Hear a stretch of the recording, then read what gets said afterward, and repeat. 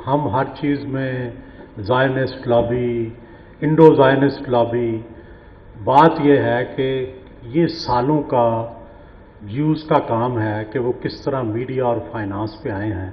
मुसलमानों के पास भी रास्ता ये खुला है कि वो भी मीडिया और फाइनेंस में आएँ और वो भी अपने इन्फ्लुएंस को बढ़ा लें। जिस तरह कभी यहूदी पार्लियामेंटेरियन ज़्यादा होते थे, अब बरतानिया में मुसलमान पार्लियामेंटेरियन ज़्यादा हैं। तो बात तो यह है कि हम ना टेक्नोलॉजी की तरफ तवज्जो देते हैं, ना अपनी पॉलिटिकल पार्टिसिपेशन की तरफ तवज्जो देते हैं, ना स्ट्रगल करते हैं। सिर्फ कंस्पिरेसी के ज़ोर पे नहीं बात चलेगी। दूसरी बात यह है कि डेफिनेटली दुनिया भर में जो ताकतवर होता है वो कुचलता है दूसरे शख्स को। ये अलग बात है, मुझे ज्यूज़ की हिस्ट्री पढ़ने का मौका मिला कि सदियों उनके साथ जुल्म हुआ, लेकिन उन्होंने कुछ नहीं सीखा और वो आज भी अपने जुल्म सहने के बावजूद आज उससे ज़्यादा जो है वो जालिम निकल के सामने आए हैं। और ये थ्योरी भी उन्होंने गलत साबित कर दी है कि जो मजलूम होता है वो फिर जालिम नहीं होता, लेकिन वो तो मजलूम भी रहे लेकिन अब जालिम भी हैं। तो मुझे बड़ी उन पे हैरानगी होती है कि किस हद तक वो जा रहे हैं। लेकिन दूसरी बात जो पाकिस्तानी मीडिया के हवाले से की गई, हम एक बड़े दोराहे पे खड़े हो जाते हैं जब भी कोई इस तरह का वाक़या होता है।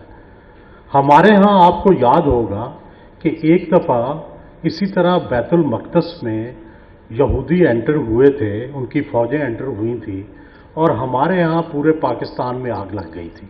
अमेरिकन एम्बेसी को आग लगा दी गई थी और अल्टीमेटली बाद में जनरल ज़ियाउल हक को गवर्नमेंट ऑफ पाकिस्तान की जो पैसे थे उससे वो एम्बेसी बनानी पड़ी थी। तो हमें ये सेंसिटिविटी भी पाकिस्तान के लोगों की मद्देनज़र रखनी पड़ती है कि कहीं इतनी ज़्यादा जो है वो ऐसी चीज़ ना हो जाए। पाकिस्तान के लोग बहुत हसास, बल्कि हद से ज़्यादा हसास हैं कि अगर चीज़ आती है तो वो बेकाबू होके सड़कों पे निकलते हैं और चीज़ों को आग लगा देते हैं।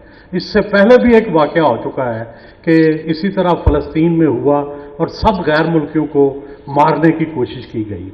तो हमें इन चीज़ों में बड़ी एहतियात से काम लेना चाहिए और अपने जो जज्बात हैं उनके इजहार का मुअस्सर तरीका तो ज़रूर होना चाहिए, लेकिन इश्तियाल की तरफ लोगों को नहीं लेके जाना चाहिए।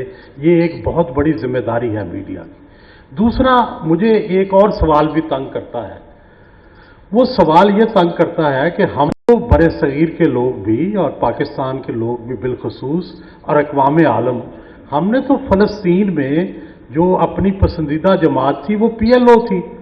हम तो हमेशा PLO की काज़िज़ के हमायती रहे, उसी को अपना नुमाइंदा मानते रहे, उसी के नुमाइंदे पाकिस्तान में एम्बेसडर हैं। ये अचानक हमास का उठना और फिर हमास का मेन कैरेक्टर बन जाना और जो PLO है वो कहीं गायब हो जाना, ये भी हमें हजम नहीं हो रहा और इसकी कोई वाज़ेह समझ भी नहीं आ रही कि ये कैसे हुआ कि एक वहाँ पे तालिबान जैसी जमात जो है वो मोस्ट पॉपुलर हो गई है और जो एक लिबरल और एक्सेप्टेबल जमात थी वो कहाँ गायब हो गई है। तो ये भी एक कन्फ्यूजन मेरे दिमाग में तो मुसलसल तंग करता है। और गज़ा के जो मज़ालिम हैं वो उन पे बहुत दिल भी दुखता है, लेकिन सलूशन भी कोई समझ नहीं आता। अगर 2 नेशन स्टेट का जो नॉर्वे में ओस्लो माहदे में जो सलूशन नज़र आया था, अगर उस पर भी अमल नहीं हुआ तो उसके आगे क्या होगा ये भी समझ नहीं आता। और फिर ये समझ नहीं आता कि इस दफ़ा मिस्र से लेके सऊदी अरब तक सारे जो अरब ममालिक हैं उनका रवैया क्यों अजीब है। क्या कोई उसके अंदर कोई तब्दीली आ गई है, उनकी सोच तब्दील हुई है या उनके क्या नज़रियात तब्दील हुए हैं, ये भी बिल्कुल अभी तक मुझे समझ नहीं आया। और मैं चाहूँगा कि कोई हमारे दोस्त जो हैं इस बारे में भी ज़रूर रोशनी डालें। बहुत शुक्रिया।